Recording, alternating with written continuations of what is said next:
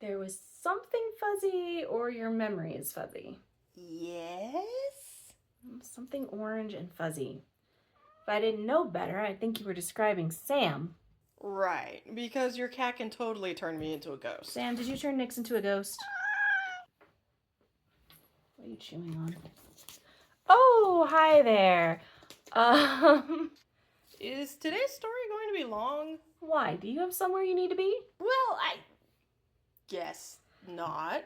Don't worry, today's story is not long. It is The Final Problem by Sir Arthur Conan Doyle. Ooh, fancy. Yeah, it's a Sherlock Holmes story. Who? The inspiration for the great mouse detective? Oh, continue. Okay, so Sherlock Holmes is a whole series of books. And after the one where Dr. Watson gets married, Sherlock Holmes went on his way and was working alone. Been a while since the two guys had seen each other. But one day, Holmes shows up at Watson's house and basically goes, "Hey, your wife around? No? Cool. I'm playing mental games with the war criminal mastermind right now. Do you want to go on vacation?" Okay. Yeah, to be fair, Watson hadn't heard of this criminal mastermind either, so Holmes does fill him in. He's been working undercover to stop the Napoleon of crime, Professor Moriarty. No, wait, hang on. I know him. From the movie and that TV show with Pumpernickel Cumper Sandwich. Benedict Cumberbatch? Yes. That guy. Well, yeah, based on this guy. And so anyway, Holmes hadn't met Moriarty through all of this until that very morning when Moriarty showed up at his house. And it's basically,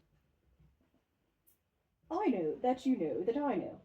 Yes, well, I know that you know that I know that you know. Yeah, well, Mom said it was my turn to take over England. Not until Tuesday. Very mature. What's up with Tuesday? Holmes had set up with the police to take down Moriarty's whole operation on Monday.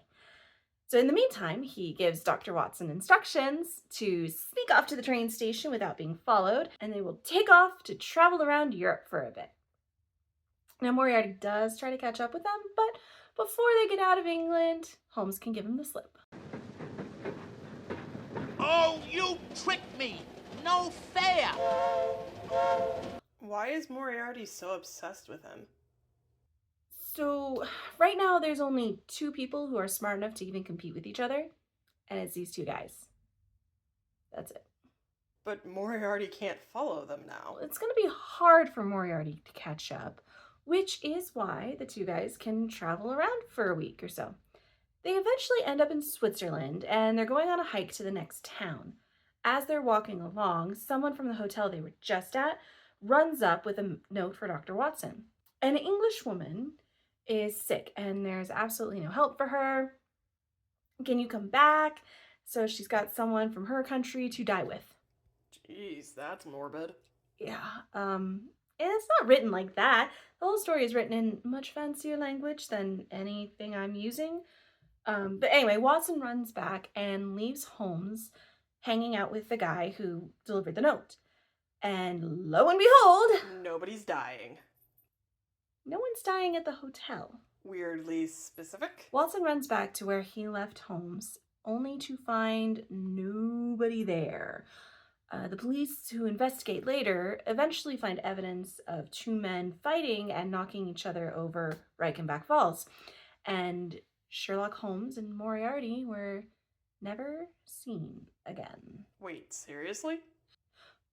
Yeah, until the fans bullied the author into writing more. But this was intended to be the end of the great detective. So if Moriarty was dead, how could he be the villain of League of Extraordinary Gentlemen? I don't know. I've actually never read it.